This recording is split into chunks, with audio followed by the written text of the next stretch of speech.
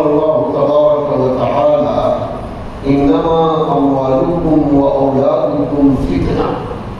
وقال عز اسمه: فلا تعجبك أموالهم ولا أولادهم إنما يريد الله ليعذبهم بها في الحياة الدنيا وتزهق أنفسهم وهم كافرون.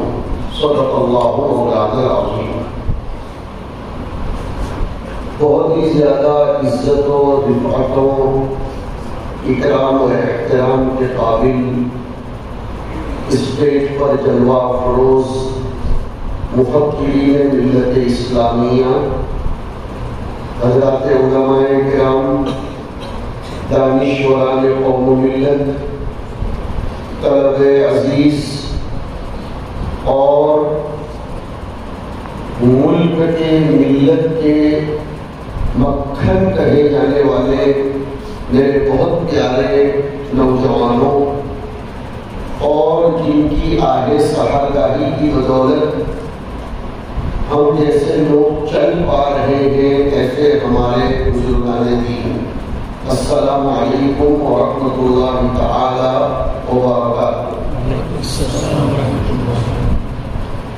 اللہ تبارک و تعالی نے نبی اکرم صلی اللہ تعالی علیہ وآلہ وسلم کے توسط سے ہم سب کو جو شاہراہ حیات عنایت فرمائی ہے، جو سوچ، فکر، نظریہ عنایت فرمایا ہے، اس کے نتیجے میں اولاً تو یہ پیغام دینا چاہیں گے کہ ملت اسلامیہ کے شیدائی اور متوالے شکایتی ذہن کے نہیں ہوتے، علاجی ذہن کے ہوتے۔ رخ اس دور میں ہم سب کا بدل گیا ہے، کیا خواص اور کیا عوام، کہ ہم لوگ اپنی نجی مجلسوں میں، اجتماعی محفلوں میں شکوے شکایات کے عادی ہو گئے ہیں، سماجی مسائل کے باب میں بھی، دینی معاملات کے باب میں بھی، اور دیگر شعبات حیات اور میادین زندگی کے باب میں بھی۔ قرآن کریم نے ہمیں یہ نظریہ اور یہ رخ اپنانے کی تلقین و تاکید فرمائی ہے کہ مسلمان کسی بھی امر کی، کسی بھی معاملے کی، کسی بھی کمزوری کی شکایت نہیں کرتا، اولاً وہ مرض کی تشخیص کرتا ہے، ثانیاً وہ اس کا سبب تلاش کرتا ہے، اور ثالثاً وہ اس کا علاج کرتا ہے۔ یہ تین باتیں ہماری آج کی مجلس کا خلاصہ ہے۔ کسی بھی مرض کی اولاً تشخیص ہونا ضروری ہے۔ سبھی حضرات بہت توجہ سے بات کو سنیں۔ ہمارے پیٹ میں، سر میں، کسی بھی عضو بدن میں اگر درد ہوا،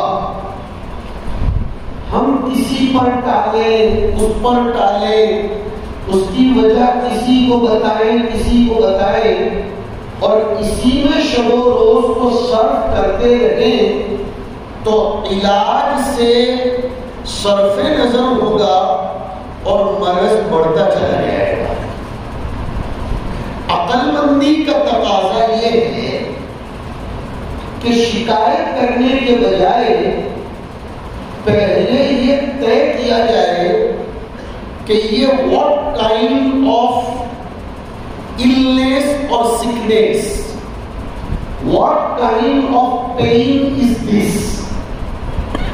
میں قصداً درمیان میں بالکل انگریزی بولوں گا، قصداً کہہ رہا ہوں اس لیے کہ آج کل لوگوں کے ذہن میں یہ بیٹھا ہے کہ مدارس اسلامیہ والوں کو کچھ نہیں آتا، یہ لوگ ملا کی دوڑ مسجد کے حد تک ہے. میں کسی بھی انگلش یونیورسٹی میں پڑھا ہوا نہیں ہوں, خالص دارالعلوم فلاح دارین تنگیسر کا پڑھا ہوا ہوں, لیکن الحمدللہ تعالی I can speak and explain all things and all matters. وللہ الحمد والعلا. یہ مدارس میں جائیں اور اس مدرسے میں بھی میں اس کو پڑھ رہا ہوں, باندھ رہا ہوں. لغات اور السنہ یہ اللہ تبارک و تعالیٰ کی دین ہے. جس جگہ جس زبان کی ضرورت پڑ جائے انسان کو اس کی تعلیم لینا چاہیے. اس سے اسلام نے کبھی صرف نظر نہیں کیا, بخل نہیں کیا, بلکہ اس سلسلے میں اسلام نے ایثار اور ترجیحات سے کام لیا ہے. وہ ایک مستقل بحث ہے, اس پر ابھی جانا نہیں چاہتے. بات یہ عرض کر رہے ہیں کہ درد سر اس کے ریزنز اور اس کے اسباب کئی ایک ہوتے ہیں. کبھی درد سر ہوتا ہے نیم خوابی یا کم خوابی کی وجہ سے, that which has experienced by me today. آج اس کا مجھے تجربہ ہوا. کبھی درد سر ہوتا ہے ہاضمے کی کمزوری کی بنیاد پر. کبھی درد سر ہوتا ہے بلڈ پریشر بڑھ جانے کی وجہ سے. اور کبھی درد سر ہوتا ہے نزلہ زکام کی کثرت کی وجہ سے, جسے سائنس کہا جاتا ہے. پہلے یہ طے کرنا چاہیے کہ یہ درد سر کون سی قسم کا ہے, اس کا سبب کیا ہے, اور تیسرے نمبر پر اس کا علاج کیا ہے. یہ تین چیزیں اگر کر لیں تو امت اپنے سارے کے سارے امراض کا مداوا اور علاج کافور جیسا کر دینے میں کامیاب ہو جائے گی.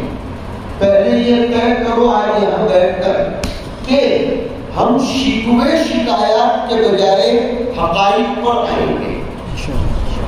کس نے یہ کیا ہے, کون ہمارے خلاف سازشیں کر رہا ہے, یہ بات کی بات ہے.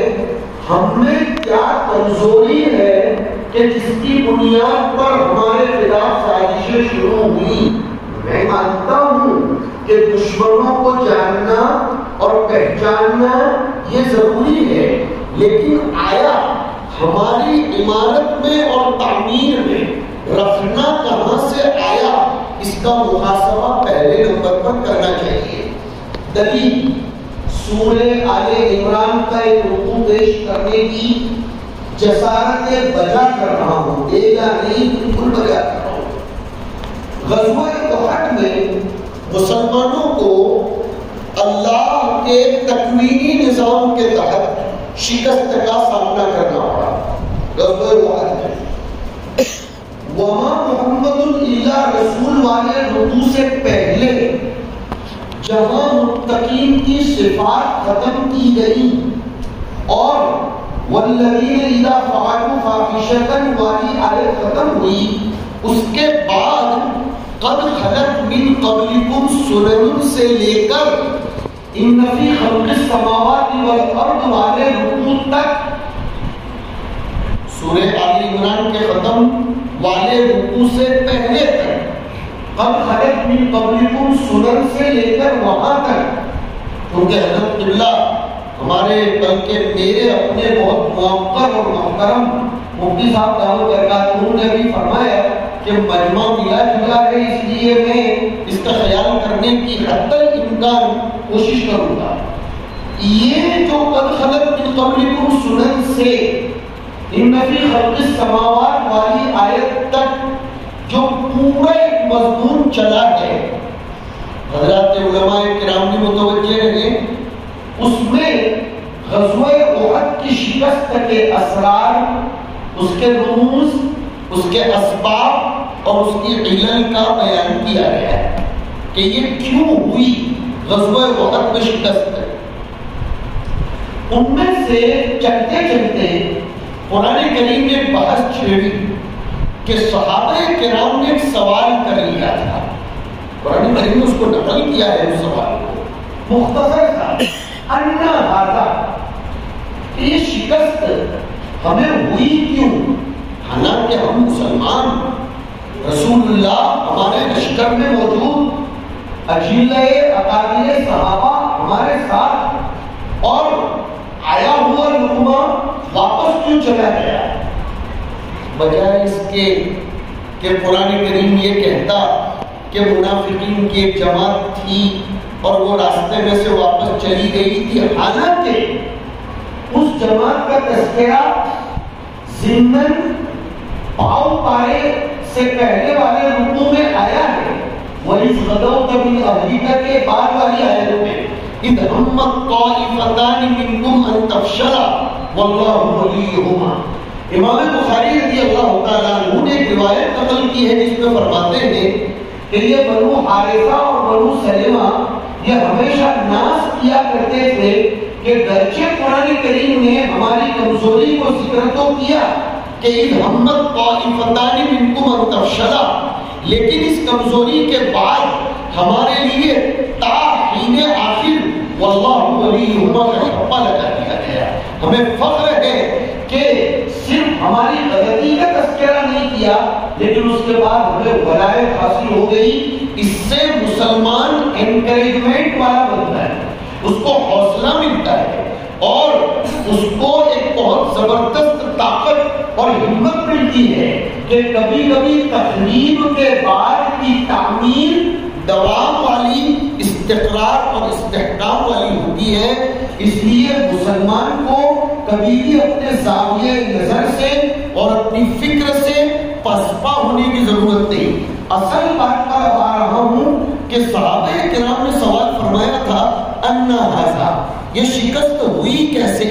कुरान करीम ने बिल्कुल नस पकड़ी, रग पकड़ी और साफ सुथरा जवाब दिया, हुआ मिन इंदी अनफुसिकुम, इसके जिम्मेदार तुम लोग हो।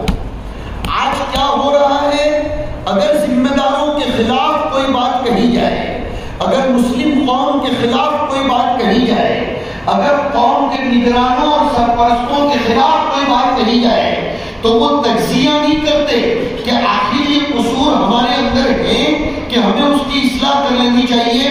वो फौरन ये नारियल किसी और के ऊपर फोड़ने की कोशिश करते हैं कि इसके पीछे साजिश किसकी है।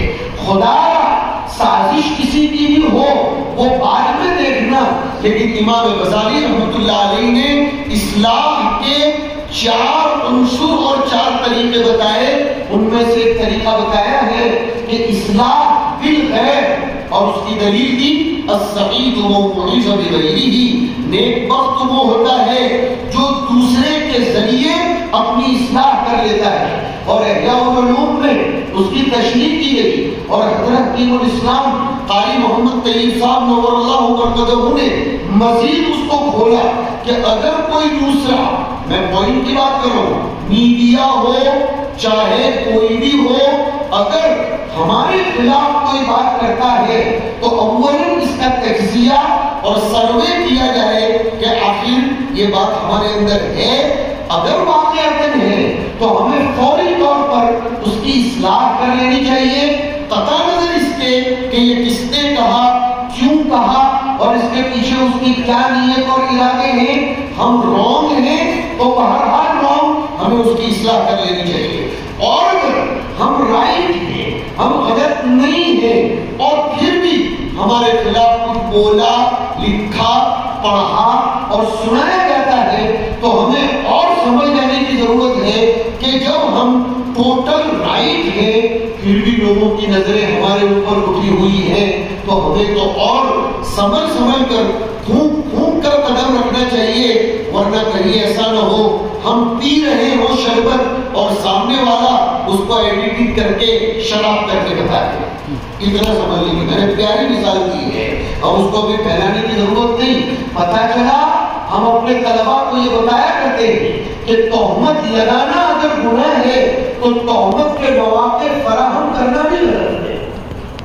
एक एंगल से नहीं देखना चाहिए, मैं आप पर तोहमत लगाऊं ये मेरा गुनाह है बेशक, लेकिन आपको भी मुकल्लफ किया गया है कि आप मुझे तोहमत लगाने का मौका न दें। बल्कि अगर आपको ऐसा लगता لگتا ہے کہ آپ کے کسی قول اور فعل و عمل پر میں انگلی اٹھا سکتا ہوں تو آپ کو پیشگی وضاحت دے دینی چاہیے تاکہ آپ مجھ کو تہمت لگانے کے گناہ میں مبتلا نہ کریں۔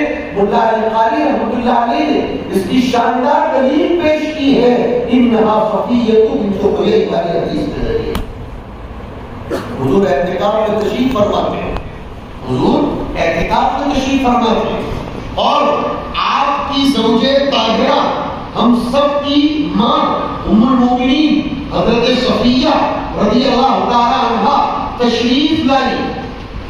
رات میں کوئی ضروری گفتگو ہوگی، یہی سے ہمارے مفتیان کرام نے مسئلہ نکالا کہ میاں بیوی کو اگر امپورٹنٹ میٹر پر گفتگو کرنی ہو ڈیورنگ دا اعتکاف، امپورٹنٹ میٹر پر کوئی گھریلو سماجی میٹر ہے جو جس کو ہماری فقہ کی اصطلاح میں کہیں گے فائدہ نائلہ بدل، یہ ذرا مشکل سی ایک عبارت ہے، یعنی ایسی میٹر ہو کہ جس کا تدارک ان 10 دنوں میں نہ ہو سکتا ہو اور 10 دن تک انتظار بھی نہ کیا جا سکتا ہو، وہ گولڈن اپرچونٹی آئی ہو اور ہاتھ سے چلے جانے کا خطرہ ہو، یا کوئی بہت بڑا لاس ہو رہا ہو اور اس کے بعد اس کے انجبار اور تدارک کی کوئی سبیل اور طریقہ نہ ہو۔ معاف کریں گے کبھی کبھی کوئی درسی الفاظ آ جاتے ہیں، کیا کریں، دن بھر کا مشغلہ وہ ہے، پیشہ ورانہ مدرس تو ہے نہیں، پہلے ہم مدرس ہیں اور اسی میں اپنی سعادت اور شرف سمجھتے ہیں۔ اگر کوئی ایسی میٹر، کوئی ایسا پرابلم اور ایسا مسئلہ پیش آ گیا گھریلو، سماجی، خاندانی، معاشرتی، کہ اگر ہم فوری طور پر اس کو سالو نہیں کریں گے، حل نہیں کریں گے، بہت بڑا نقصان ہوگا، تو اعتکاف کے دوران میاں بیوی بقدر ضرورت موبائل پر گفتگو کر سکتے ہیں، اس سے زیادہ نہیں۔ بہرحال حضرت صفیہ رضی اللہ تعالیٰ عنہ حضور کے پاس کسی اہم معاملے میں گفتگو کرنے کے لیے مسجد نبوی رات کے اندھیرے میں پہنچی۔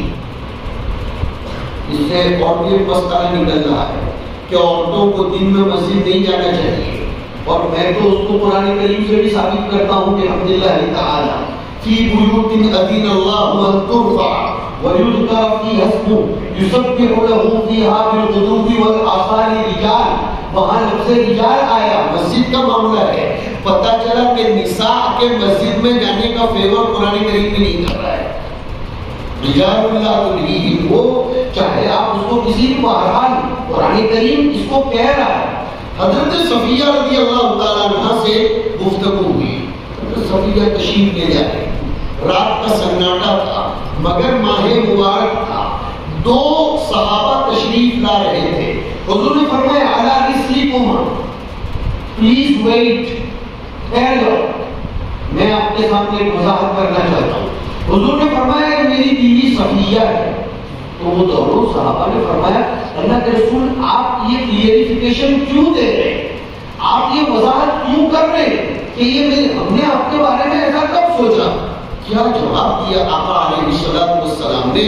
حضور نے فرمایا ان الشیطان یجری من الانسان مجرى الدم فخشیت ان یقذف فی قلوبکما شیئا۔ حضور نے صحابہ کے ایمان کو بچانے کی کوشش کی۔ یہ اس آیت کی زندہ تفسیر مجھے نظر آ رہی ہے جو سورہ توبہ کے اخیر میں فرمائی گئی، لَقَدْ جَاءَكُمْ رَسُولٌ مِّنْ أَنفُسِكُمْ عَزِيزٌ عَلَيْهِ مَا عَنِتُّمْ حَرِيصٌ عَلَيْكُمْ بِالْمُؤْمِنِينَ رَءُوفٌ رَحِيمٌ۔ تمہارے پاس ایسے رسول آئے ہیں کہ تمہاری مشکلی یہ اس کے لیے جھیلنا گرا گزرتا ہے، اور وہ ہر وقت تمہاری ہدایت کے حریص ہیں۔ یہ تو عموم انسانیت کے لیے کہا گیا ہے۔ اس آیت کا تجزیہ یوں کرتا ہوں کہ حریص علیکم تک عموم انسانیت کے ساتھ حضور کی شفقتیں، محبتیں، ہمدردیاں اور آپ کا تعلقات جو تھا وہ اجاگر کیا گیا، اور پھر بالمؤمنین رؤوف الرحیم، یہ مسلمانوں کے ساتھ خاص معاملہ پیش کیا گیا۔ رؤوف اور رحیم، رأفت میں ایصال ضرر ہے اور رحیم میں ایصال نفع ہے، اور ضرر کو دور کرنا نفع پہنچانے سے مقدم ہے، اس لیے رؤوف کو رحیم پر مقدم کیا گیا ہے۔ یہ اس میں زبردست بات ہے۔ خدا کرے ہمارے طلباء اس کو لیں اور قرآن کریم کی بلاغت پر آئیں۔ پتہ نہ رہے ان سب باتوں سے کہ قافیہ کی رعایت کی گئی، وزن کی رعایت کی گئی، فاصلے کی رعایت کی گئی۔ قرآن کریم ان سب چیزوں کا محتاج نہیں ہے، وہ امور اضافیہ ہیں۔ حق یہ ہے کہ رؤوف ایک الگ چیز ہے اور رحیم الگ چیز ہے۔ مسلمانوں کے ساتھ حضور کا تعلق رأفت اور رحمت کا تھا۔ ان اللہ بالناس لرؤوف الرحیم، اور حضور کے باب میں خاص کیا گیا وَكَانَ بِالْمُؤْمِنِينَ رَحِيمًا، کہ حضور کی شان رحمت یہ مومنین کے ساتھ خاص قسم کی تھی۔ تو وہ صحابہ کرام سے حضور نے کیا فرمایا دونوں سے؟ شیطان انسان کے رگ و ریشے میں ایسے دوڑتا ہے جیسے خون دوڑتا ہے۔ انسان کا کوئی عضو، کوئی رگ ایسی نہیں ہے جس میں بلڈ سرکولیشن اور خون کا دوران نہ ہو۔ شیطان انسان کے اندر پورا کا پورا دوڑتا ہے۔ حضور نے فرمایا خشیت و یقذف فی قلوبکم شیئا، مجھے اندیشہ ہوا کہ کہیں وہ تمہارے دلوں کے اندر کوئی وسوسہ نہیں ڈال دے۔ میرا تو کچھ بگڑنے والا نہیں ہے، میری تو یہ بیوی ہے اور بیوی ہے، لیکن میں تمہارے سامنے اس لیے وضاحت کرتا ہوں کہیں تمہارے دماغ کے ساتھ یہ کھیل نہ جائے اور تمہارا ایمان خطرے میں نہ پڑ جائے۔ وہاں مولا علی قاری رحمۃ اللہ علیہ نے لکھا کہ آدمی کے کسی قول و عمل پر اگر اس کو ایسا لگتا ہے کہ سامنے والا انگلی اٹھائے گا تو اس کو وہاں وضاحت دے دینی چاہیے تاکہ خود بھی تہمت لگنے سے بچے اور سامنے والے کو تہمت لگانے سے بچا لے۔ مسلمانی کا ہو رہے آج کا دور عجیب دور ہے، ہمارا آپ کا سب کا زاویہ نظر ڈائیورٹ کر دیا گیا ہے۔ ہمارا رونا نہیں ہے، واقعتاً دل سے رو کر یہ بات عرض کر رہا ہوں، یہ ہمارا رونا ہے۔ مسلم قوم کبھی سر جوڑ کر بیٹھتی نہیں اور یہ سوچتی نہیں کہ کمزوریاں ہم میں کیا ہیں۔ وہ اپنی ساری کمزوریوں کو دوسروں کے اوپر ڈالنے کی کوشش کرتے ہیں، اور جب زاویہ نظر ڈائیورٹ ہو جائے گا، راستہ بدل جائے گا، تو منزل مقصود تک پہنچنے میں کبھی کامیابی نہیں ملے گی۔ وہ من عند انفسکم۔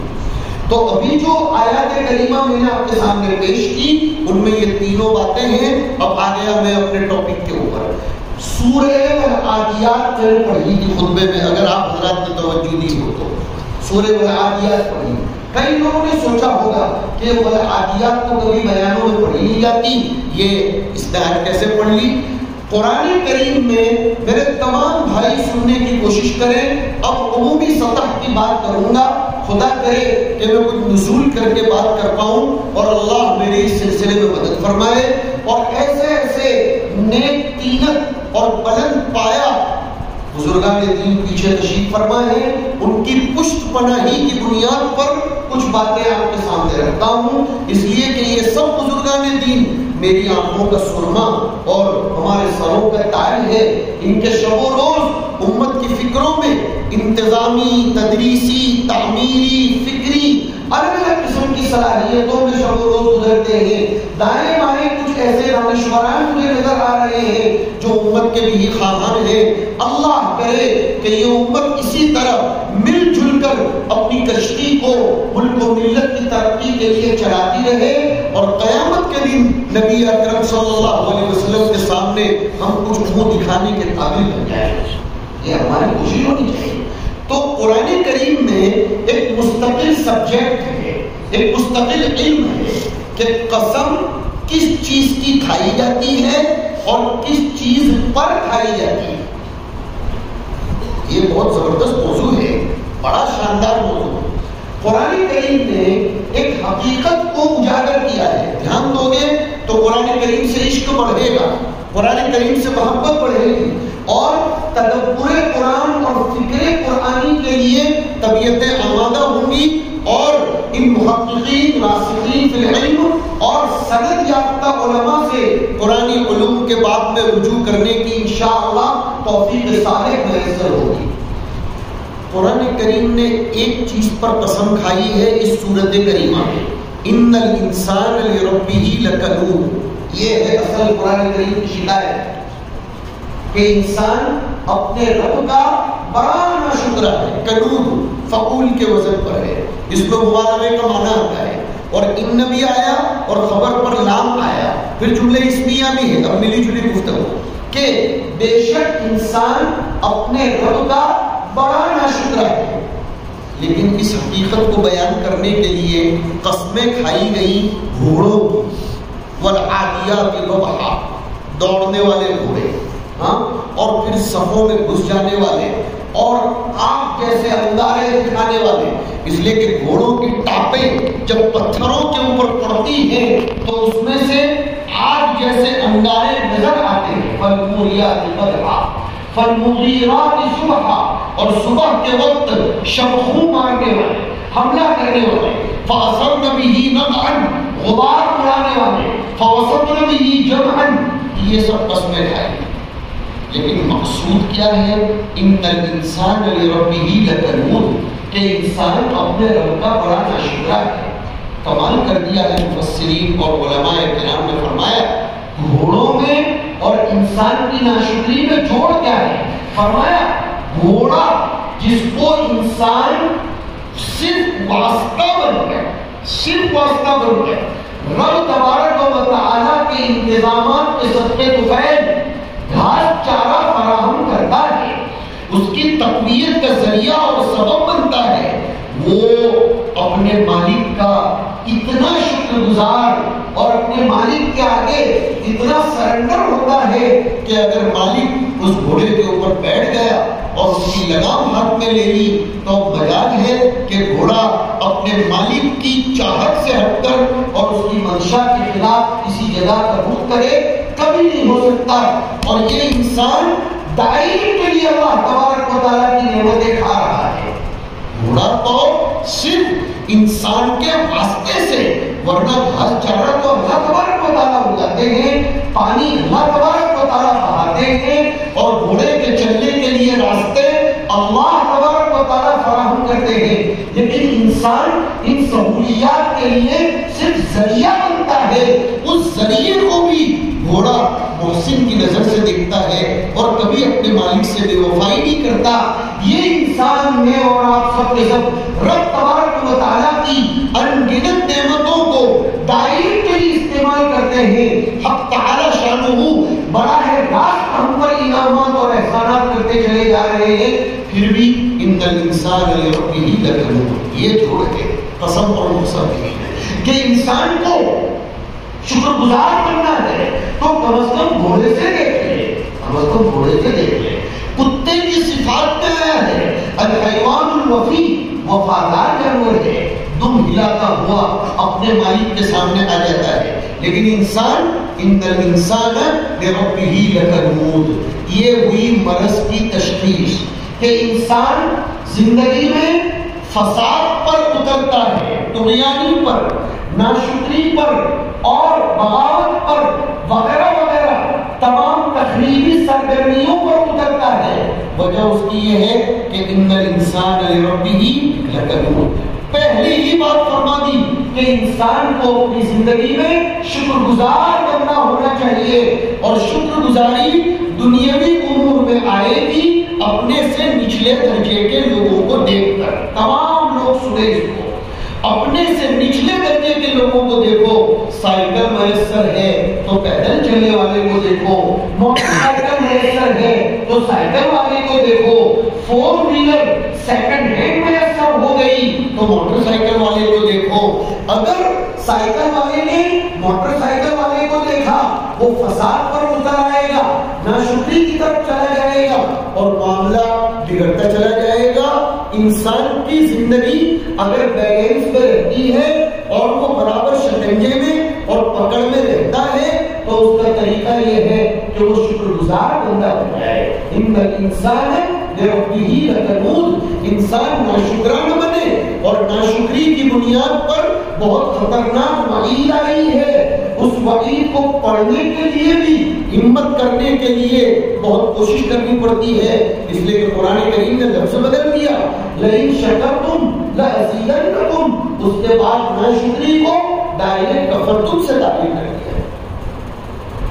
یہ اور بات ہے امام بخاری رضی اللہ تعالیٰ عنہ کی کتاب الایمان کے تحت کہ بھئی کفر دون کفر اور کفر علمی، کفر اعتقادی اور کفر عملی بارہ سبب کی جگہ، لیکن ناشکری کو وَلَئِن كَفَرْتُمْ کے ذریعے تعبیر فرمایا کہ لَئِن شَكَرْتُمْ لَأَزِيدَنَّكُمْ، اگر زندگی میں شکر کی توفیق میسر ہو جائے اور نعمتوں پر شکر کرو، چاہے امن کی نعمت ہو، سکون کی نعمت ہو، اور شب و روز کی صبح و شام کے اگر قوت مل گیا۔ ابن ماجہ شریف کی روایت میں ہے کہ اگر انسان کو صبح میں اچھی صحت کے ساتھ صبح کرنا میسر ہو گیا اور شام تک کی روزی اسے میسر ہے، معافن فی جسدی ہی، اس کا بدن عافیت میں ہے، شام تک کا اس کو قوت میسر ہے، حضور فرماتے ہیں فَكَأَنَّمَا حِيزَتْ لَهُ الدُّنْيَا، اس کو سمجھنا چاہیے اس کو زندگی بھر تک کی، اس کو دنیا اور ایک میں حذافیرہا، پوری دنیا اس کو میسر ہو گئی، بلکہ بزرگوں نے لکھا اس کو سمجھنا چاہیے میں تو بادشاہ ہوں کہ مجھ کو صبح سے لے کر شام تک، اس لیے کہ کل دیکھی کس نے، کل کس نے دیکھی، کل کی دو قسمیں، کل کی دو، ایک یقینی کل اور ایک احتمالی کل، ایک ڈاؤٹ فل ٹمورو ہے اور ایک ڈیفینٹ ٹمورو ہے، ایک ڈاؤٹ فل ٹمورو، احتمالی کل وہ ہے ہماری زندگی کی کل۔ ایک بھی مائی کا لال یہاں بیٹھا ہو وہ انگلی اٹھا کر بتا دے کہ کل میری صبح ہوگی، اس کی میں گارنٹی لیتا ہوں، ہے کسی میں ہمت؟ کوئی نہیں بتا سکتا۔ لیکن قیامت کی کل آنے والی ہے جس کو قرآن کریم کہتا ہے وَلْتَنْظُرْ نَفْسٌ مَا قَدَّمَتْ لِغَدٍ، یقینی کل ہے۔ اب دیکھیے ہمارا ڈائیورٹ کیسا ہو گیا، ڈاؤٹ فل کل کے لیے تو ہم پوری تیاری کر رہے ہیں اور ڈیفینٹ کل کے لیے ہمارے پاس کوئی تیاری نہیں۔ جو احتمالی کل ہے، جو کل آنے والی ہے 25 تاریخ کی، اس کے لیے ہم نے ساری تیاریاں کر کے رکھی، لیکن جو کل یقینی ہے آنکھ بند ہوتے ہی ایک کل آنے والی ہے اور وہ کل شاید آج اثر میں بھی ہو جائے، کوئی کہاں نہیں آ سکتا۔ جس شخصیت کی اکرامی طور پر پرمیشن کے بغیر، میں نام کھول کر لفظ بول گیا تاکہ کسی کو اعتراض نہ ہو، اکرامن اور اعزازن اس کے ساتھ یہ معاملہ ہوتا ہے کہ اس کی اجازت کے بغیر اس کی روح قبض نہیں ہوتی، پھر بھی وہ شخصیت یہ کہہ رہی ہے کہ جب میں ایک طرف سلام پھیرتا ہوں تو مجھے یقین نہیں ہوتا کہ میں دوسری طرف سلام پھیر پاؤں گا یا نہیں پھیر پاؤں گا۔ وہ تو اپنی کل کے بارے میں اتنے فکر کرو۔ تو پہلا جو مرض پکڑا قرآن کریم نے ہمارا وہ ہے ان الانسان لربہ لکنود، یہ ہوئی تشخیص مرض۔ سبب مرض کیا ہے؟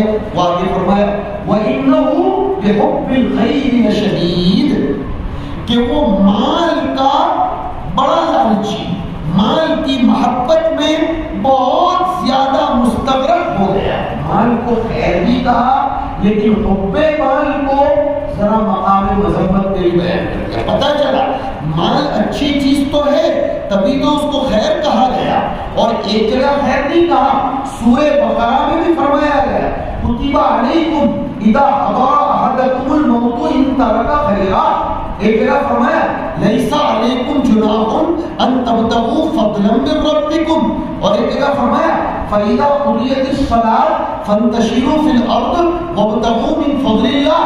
پتہ چلا مال فی نفسہ ہی غلط نہیں ہے، برا نہیں ہے، مالدار بننا کوئی بری بات نہیں ہے، مال کماؤ، مال حاصل کرو۔ اگر مال کے پیچھے دوڑنا غلط ہوتا تو قرآن کریم جمعہ جیسے عظیم الشان دن میں یہ نہ کہتا کہ جمعہ کی نماز ہو گئی فانتشروا فی الارض، اب مارکیٹ پہ جاؤ وابتغوا من فضل اللہ، اور اللہ کے فضل کو تلاش کرو۔ اور ابتغاء کے لفظ میں کیا معنی پنہا ہے وہ ادب عربی سے دلچسپی رکھنے والے لوگ جانتے ہیں۔ ایک سیگو میں نہیں فرمایا، ابتغوا اور بغائے رضی میں بہت زیادہ طلب کرنے کا معنی پایا جاتا ہے۔ فرمایا مال کے پیچھے آپ خوب محنت کرو اور اس کو کماؤ، لیکن حب مال نہیں ہونا چاہیے۔ علامہ رومی رحمۃ اللہ نے لکھا ہے پانی کے بغیر چل نہیں سکتی، لیکن وہ پانی اندر نہیں چلے جانا چاہیے۔ ہوائی جہاز ہوا کے بغیر اڑ نہیں سکتا، لیکن وہ ہوا اندر نہیں جانی چاہیے۔ ہماری اور آپ کی زندگی مال کے بغیر گزر نہیں سکتی۔ خوب کماؤ، خوب تجارت کرو، بلکہ ابھی میں نے احمد آباد میں یہاں آتے آتے رات میں مجلس کی تجارت کی، اس میں ذکر کیا کہ قرآن کریم نے بہت زیادہ انکریجمنٹ اور موٹیویٹ کیا ہے لفظ تجارت کو۔ حالانکہ جن جگہوں پر تجارت کے لفظ سے تجارت کا معنی مراد نہیں ہے جو عرفی معنی ہے، پھر بھی لفظ تجارت کو استعمال کیا ہے، اس لیے کہ لفظ تجارت انسان کے لیے سائیکالوجیکلی اس کا مانوس لفظ ہے۔ تو انسان مال کمائے لیکن مال کی محبت میں پاگل نہ ہو جائے، مال کو اپنا مقصد حیات نہ سمجھ لے۔ اس لیے یہ مرض کا سبب ہوتا ہے کہ انسان ناشکرا کب بنتا ہے؟ جب مال کی محبت میں وہ پاگل ہو جاتا ہے۔ دو چیزیں ہو گئی، ایک ہو گیا تشخیص مرض اور ایک ہو گیا سبب مرض۔ اب تیسری باری ہے علاج مرض کی، جس کے ذریعے وہ مرض کا ازالہ ہو جاتا ہے۔ اس کو آگے بیان فرمایا، افلا یعلم اذا حصل ما فی القبور وحصل ما فی الصدور ان ربهم بهم یومئذ لخبیر۔ انسان کو چوکنا ہو گیا۔ افلا یعلم، یہ افلا یعلم کا معنوی ترجمہ کر رہا ہوں، لفظی نہیں کر رہا ہوں۔ انسان کو چوکنا ہو جانا چاہیے، اس منظر کو اپنے سامنے رکھنا چاہیے کہ جب قبروں سے ٹکڑے ٹکڑے نکالے جائیں گے اور قبروں سے ہر انسان کو اٹھایا جائے گا، اور اس کے دل میں کیا تھا، اس لیے کہ یہ حب الخیر، اس لیے وہ حصل ما فی الصدور، قربان جاؤ قرآن کریم کی بلاغت پر کہ حب کا تعلق صبر سے ہوتا ہے، اس لیے فرمایا کہ وہ حصل ما فی الصدور، کہ مال کی محبت اس کے دل کے اندر جو گھس گئی تھی، اگر وہ مال کو صرف ذریعے کے طور پر، وسیلے کے طور پر استعمال کرتا تو ہمیں اس کو چھیڑنے کی کوئی ضرورت نہیں تھی، بلکہ ہم سمجھتے کہ اس نے زندگی گزارنے کے لیے مال کمایا تھا، لیکن چونکہ اس نے مال کی محبت کو دل کے اندر پیوست کر دیا گیا تھا تو بہت سی معافی صدور نکالا جائے گا۔ اور آگے تحقیق فرمائی، ان ربهم بهم یومئذ لخبیر۔ میرے بھائیوں، زندگی کو آخری منتہا نہ سمجھو، بلکہ مرنے کے بعد ایک ایک چیز کا جواب دینا ہے۔ میرے نوجوان بھائیوں سے بہت لو، پیار اور محبت کے ساتھ کہتا ہوں، نوجوانی اللہ کی بہت بڑی نعمت ہے، واقعی بہت بڑی نعمت ہے، لیکن نوجوان جب اپنی جوانی کو خدا کی منشا کے مطابق اپنی طاقت کو، اپنی خوبصورتی کو، اپنی رعنائی کو، اپنی قوت کو، اپنی صلاحیت کو، اپنی فکر کو اللہ کی منشا و مرضی کے مطابق گزارے گا تو دنیا میں انقلاب آئے گا۔ اور ہم عالمی سطح پر سوچنے کے اور عالمی سطح پر اصلاح کے مکلف ہیں، یہ ہماری ذمہ داری ہے۔ اب رب کی مرضیات کیا ہیں جس کے مطابق ہمیں زندگی بسر کرنی ہے؟ رب تعالیٰ کن چیزوں سے ناراض ہوتے ہیں اور کن چیزوں سے راضی ہوتے ہیں، انہی چیزوں کو سکھانے کے لیے یہ مدارس قائم کیے جاتے ہیں۔ ان مدارس کا مقصد صرف اور صرف یہ ہے کہ پالنہار کی مرضی کیا ہے اور پالنہار کن چیزوں سے ناراض ہوتا ہے، وہ اگر سیکھ لیا تو انسان کا مرض بھی ختم اور انسان کی ساری بیماریاں ختم، کامیابی کے ساتھ وہ اس دنیا سے چلنے لگے گا۔ لیکن آج کی دنیا رب تعالیٰ کی مرضی سے ہٹا کر اپنی مرضی پر امت کو، رعیت کو اور قوم کو لانا چاہتی ہے، اس لیے اس کی آنکھوں میں یہ مدارس اٹک رہے ہیں، کھٹک رہے ہیں، اس لیے کہ رب فراموشی پر دنیا جا رہی ہے اور یہ فلاسفہ، عقل عاشق کے پرستار اور فلکیات کے قائلین اور اسی کے پیچھے دیوانے ہونے والے اور کواکب پر ایمان رکھنے والے اور خدا کے ماسوا تمام طاقتوں کو اپنا منتہا ماننے والے، یہ سب اسی کے دیوانے ہیں۔ رب سے ہٹ کر اپنی زندگی اور اپنے ماتحتوں کو رب سے ہٹانے والے بنانا چاہتے ہیں، اس لیے مدارس کی تعلیم ان کی آنکھوں میں کھٹک رہی ہے۔ لیکن مدارس میں اور کچھ نہیں سکھایا جاتا۔ ہم اوپن چیلنج کرتے ہیں، مدارس کی تعلیم کا صرف ایک ہی مقصد ہے کہ پالنہار کن چیزوں سے راضی ہوتے ہیں اور پالنہار کن چیزوں سے ناراض ہوتے ہیں، پالنہار کی کی مرضیات کو بتاتی جائے گی اور اس پر عمل پیرا دنیا ہوگی، بارش رحمت کی برسے گی، نسل فصل سب کچھ اچھی نکلے گی، بغاوت سے دنیا ہٹے گی، دہشت گردی ختم ہوگی، آپس میں محبت پھیلے گی اور دنیا میں مہنگائی ختم ہو جائے گی، بھائی چارگی پیدا ہوگی۔ یہ رب تبارک و تعالیٰ کی مرضیات ہے۔ اب تعالی شانہ ہم سب کو ان باتوں پر عمل کی توفیق نصیب فرمائے۔ موقع بہت کم ہے اس لیے ہم نے ان باتوں پر اکتفا کر لیا، اللہ بہت مبارک فرمائے۔ میں آنے والے سبھی لوگوں کا تہہ دل سے شکر گزار ہوں کہ وہ اپنا قیمتی وقت فارغ فرما کر مدرسے کی محبت میں ان فضلائے کرام کو اپنی نظروں سے دیکھ کر، میں صرف ایک چھوٹا سا واقعہ سناؤں۔ امام احمد بن حنبل رحمۃ اللہ علیہ کا غالباً واقعہ ہے کہ کسی بزرگ کا، میں نام میں ذرا غلطے و بحث کا شکار ہوں، بہرحال ایک محدث کے پاس ایک صاحب آئے اور کہا اخرج الیہ لسانک لیقبلہ، اپنی زبان نکالیے تاکہ میں اس کا بوسہ لوں۔ اردو میں بوسہ دینا نہیں بولا جاتا، بوسہ لینا بولا جاتا۔ تب میری زبان میں کیا بات رکھی ہے کہ میں بوسہ لوں؟ فرمایا کہ آپ کی زبان دن بھر قال اللہ قال رسول کہتی رہتی ہے، ایسی پاکیزہ زبان کون سی ہوگی؟ آج آپ جن فضلا کی زیارت کے لیے آئے ہیں، جن کی ابھی دست موسی ہونے والی ہے، میں نے کہا دستار بندی نہیں ہو رہی ہے، دست موسی ہو رہی ہے، تو جن کی دست موسی ہونے والی ہے، جن کے سروں پر یہ علماء اعتماد کا ہاتھ پھیرائیں گے، انہوں نے اپنی زندگی کا قیمتی سرمایہ۔ میرے بھائیوں، یہ نوجوان جو مدرسوں میں پڑھتے ہیں، یہ باہر کھیل سکتے تھے، پھر سکتے تھے اور اپنے اوقات کو انجوائبل لائف میں گزار سکتے تھے، انجوائے فل لائف میں گزار سکتے تھے، لیکن انہوں نے اپنی جوانی کو مدرسے کے حوالے کیا۔ کیسے مقدس، کیسے مبارک، کیسے پاکیزہ اور کیسے پیارے یہ نوجوان ہیں، خدا انہیں بہت مبارک کرے، ان کے والدین کو بہت مبارک کرے، ان کے اساتذہ کو مبارک کرے اور ان تمام لوگوں کو مبارک کرے جنہوں نے اس مدرسے کے ساتھ اپنا کوئی بھی رشتہ ناتا جوڑا، اس کے لیے خیر کا تعاون کا باعث بنے۔ اب تعالی شانہ ان سب کے حق میں ان کو صدقہ جاریہ بنائے۔ ھذا ما عندی وصلی اللہ وسلم علی رسول اللہ محمد وعلی آلہ واصحابہ اجمعین۔